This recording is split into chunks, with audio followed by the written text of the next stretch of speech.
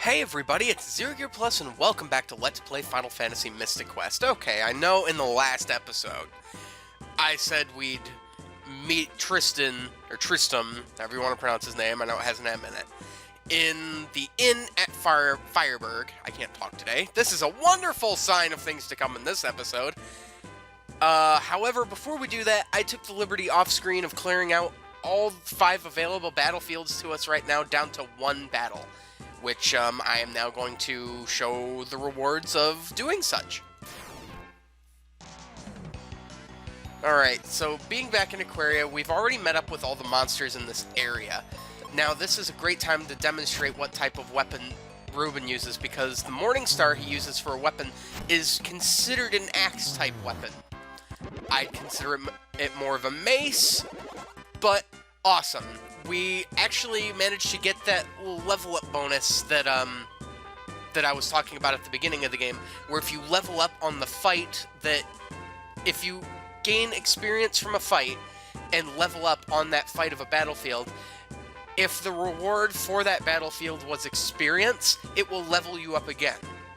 I don't know what bug procs this, but now there's going to be a lot of, like, downtime between level 18 and 19, because technically I didn't work to become level 18, so I have to gain enough experience not only to become level 19, but to become level 18 as well. Not a big deal, though. However, over here, we have a Fanquid, and he dies. He just dies really fast. You'll notice I'm using the Battle Axe that I bought in the last episode, and we win the Exit spell! One of my favorite spells in the game. It's very good for dungeon crawling. For one-time dungeons, you can just exit your way right out of the dungeon, so cuts down on walking time, which is very, very useful in a game where there is no dash function. Very useful. Grab some more explosives. Now, the axe is a bit stronger than my Knight Sword, but I will be using the Knight Sword interchangeably. The difference in damage isn't that big. Once I level up enough, both will deal enough damage for me to be able to one-shot monsters, just not right now. And the sword is more privy to inflicting critical hits. So if I feel I'm in a situation where my back may be a little bit to the wall and I may need a crit, I will definitely switch over to the sword. Alright, so let's see what's in these battlefields. Alright, new monster. You're guaranteed to run into this type of monster. It's the only monster that inhabits the first battlefield set. This is a jelly. It's just a stronger rendition of the ooze monster, and Reuben killed it. So, that was pretty simple. We get gold. That's good. And over here, we meet a new enemy, Stingrats. I don't think I can take out this jelly by myself, so what I'm going to do is I'm going to cast our new Blizzard spell on it, and I'm going to have Reuben target the Stingrat, because I know he can kill it. Alright, just enough damage to kill it, and the Blizzard spell in this game is represented by a snowman. I think that is awesome. And with that, we win the Gemini Crest. This is completely optional. The Gemini Crest is good for switching between areas really quickly, and I will show later why that is. I don't think there's an instance in Fireburg in which the Gemini Crest is really that useful. I know the Life Temple there is one, but we'll just have to look. And over here we run into Plant Man! Last time I saw him, he was looking a bit better, actually, when he was in Mega Man 6, but weak to axe attacks, so we just kill him all the same. We just got experience for that fight. No big deal. Alright. So now, let's go talk to Tristan. In fact, now I'm curious as to whether or not there's a Gemini Crest in this town. Because let's see, we have Tristram's house, but there's nothing here except refreshers, which I don't need, but hey, I'll take them anyway. If we go... We can't get into the pit yet. And if we go down here, down to the Battle Axe Lady's place, I know she has a basement that I didn't show off in the last episode because it's not pertinent yet. Oh, we do. She has the Gemini Crest in her house. Yay! What? Where is this? Well, if you can tell by the floor design, we're in the Steelhelm girl's house, which means we just warped back to Aquaria and saved ourselves a large trip through Focus Tower. So yeah, that's basically what the Gemini Crest does. If you need to get to Aquaria quickly and like 2 more areas of the game, the Gemini Crest is like, it just makes it so much faster.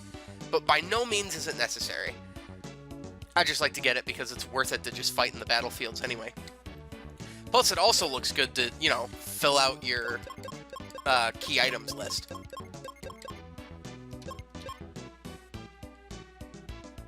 So, let's go back up to the inn and actually talk to Tristram this time. I know I've blocked us off from doing that like twice now, but... I mean, hey, I have priorities. Tristram! There's this guy in the pit and he won't let us in! What's up? We went to the guy's house in the pit, but the guy won't let us in. I'm pretty sure I just said that, but okay. You two want in? Then take this. And with that, we get the multi-key. Where would every treasure hunter be without his multi-key for breaking into locks of any kind? Treasure chest or house, it does not matter. Well, we're up to all of our 2nd level weapons except our claw. Wonder when we're going to get a claw upgrade. Foreshadowing. It opened! Hey there, guy. I ran when I saw the monsters in the volcano. A huge boulder fell and trapped Arian. Only a mecha grenade can free him. How do you use one? Just throw it. Well, I could have told you that. It is a grenade. It's not like you want it going off next to you. Then again, why you'd want a normal bomb to go off next to you, I don't know. Go through the abandoned mine to reach the boulder. So, just as the item name implies, just throw it. So that's pretty cool. So this will be very good for platforming and just kind of like world exploration a little bit in each dungeon. Now, if we go down here, this is what is known as the Mobius Crest. We do not have this crest yet. This is what I was thinking was in Battle Axe Girl's house, but no. Pit Guy has the Mobius Crest in his house, which will allow us to warp to another point in the game. This is kind of why Fireburg is kind of an integral town. You can get between Aquaria and the next town in the game through Fireburg. So it's like, it's very important that, like, I think that you get the Gemini Crest. Now, we did get the 3rd bomb upgrade, like, rather quickly, and they are much stronger than the Jumbo Bombs, much stronger than any weapon we have. However, that split damage factor is still ever present, and just take that into account. If you're gonna one-shot an enemy, this is the weapon to do it with, but more than likely, Ruben's going to get to him first because his speed is just much higher than ours right now. However, if you do get that option, then just blow them up, blow up your enemies. But yeah, that's where we stand right now. Alright, so here, that boulder looks very terrifying. I would take some time out of this episode to clear out some more battlefields. However, I'm a bit done with battlefields right now. I mean, there is some good stuff in these battlefields, but I want a bit of a challenge.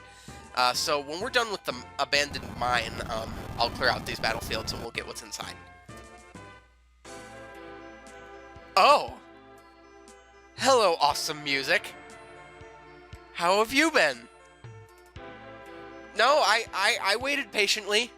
I knew you'd come back. Oh, any excuse to listen to this music is a good day. So here we have some conveyor belts. Ah, it's a monster! Run away! Run away!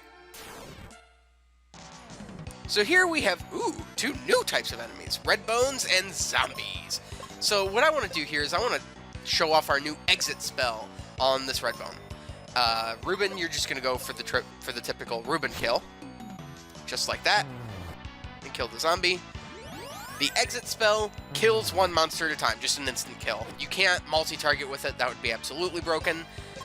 But I like it. I like the exit spell. I don't use it in combat all that often because you don't get the rewards for using it. So that battle was treated as though we fought 2 monsters instead of 3. So there we go, blow up this door. And in here is nothing that I care about. And in fact, we'll be fighting these 2 new types of enemies later in the dungeon anyway, so I'm not going to go out of my way now to fight them.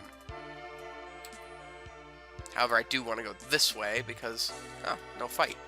Interesting, interesting. I do, however, want to get down here, which will be tremendously amazing. So we jump in these little things and they're weighted, So we can just, it's basically a one-way ticket down to a faster area.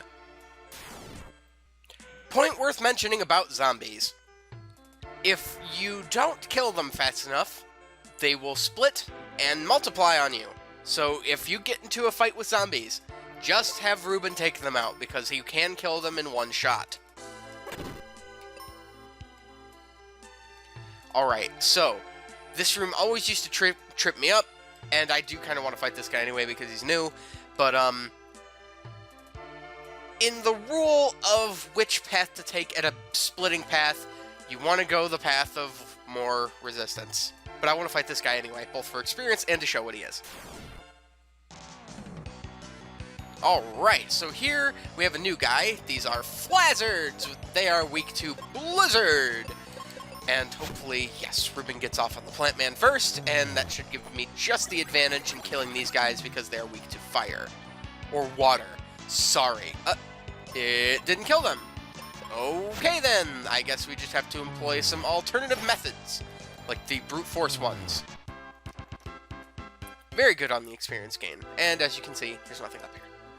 So that was the other new enemy, and here's the last new enemy of the game. Not of the game, oh my god, no. There's like 2 more areas after this, after the whole Fireburg area. These are Redcaps, not even reskins of brownies. And I do believe these guys are weak to water, I guess, as well. I'd much rather just call it ice because, hey, that's what it is. And, man, the monsters are getting just strong enough that I can't kill them in one hit. They have, like, they're hanging on with, like, 30 HP, too, which is really annoying.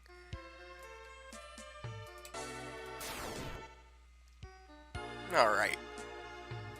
Oh. A treasure chest. I wonder what's inside. Oh boy, oh boy, oh boy, oh boy, oh boy, oh boy, oh boy. I wonder what it is. I hope it's cookies. It's not cookies. But we did get something very useful, the Charm Claw. I hate that I always do that. Okay, down here to weapons. So the Cat Claw was pretty weak, but it could inflict paralysis and poison. The Charm Claw, still pretty weak. However, it can inflict not only paralysis and poison, but confusion, blind, and sleep. Confusion is astounding, because your enemies will experience the same fate that you experience upon becoming confused. I don't know about blind. I don't know how that works for enemies in the game, because I've never noticed an enemy's accuracy be afflicted with the blind status, because other than the Charm Claw, the only other weapon in the game that can inflict blind are Phoebe's Bow of Grace arrows. But I've never seen it proc all that often. However, we are strong enough now to kill all these monsters in one hit, which is pretty useful. But yeah, I don't know how useful the blind status is. I don't think I've ever procced the, there's nothing in here, so I have no business being in here. I don't think I've ever procced the sleep status, but, you know, if you do, it's exactly what you'd think it is. You put your enemies to sleep. And it just basically skips their turn until you hit them again and wake them up. Yeah, I should have just gone the long way. So this area is a bit of a maze. I love this area, and I know it like the back of my hand. However, it has been a while since I played this game, and I did not practice for this LP, so... Can you really blame me? Well, yes, you can, actually. Oh, and I can't go this way. So... Okay, then. Which way do I go? I don't think there's a way to continue from here, and I don't think I can go down. Because I have to get to over here. And I can't get up from here. I have to go someplace else. Is that a long way around? Let me try going down. Just here we are back at the beginning. I didn't think we'd end up going down, but I guess we might have to. Okay, yeah, this is where we go. I don't know why I don't remember having to take the downward route, because I do remember that little area over there where you can climb down, but it does absolutely nothing for you. I remember this. It's like, I just kind of like this little area over here. I think it's kind of cool. It serves no purpose, but I think it's cool.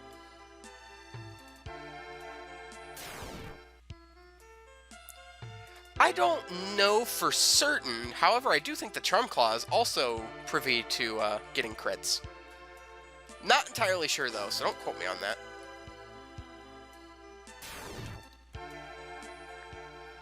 So it would be really nice to be able to just show off what this Charm Claw is capable of. You know, if the zombies and skeletons weren't immune to confusion, paralysis, and sleep.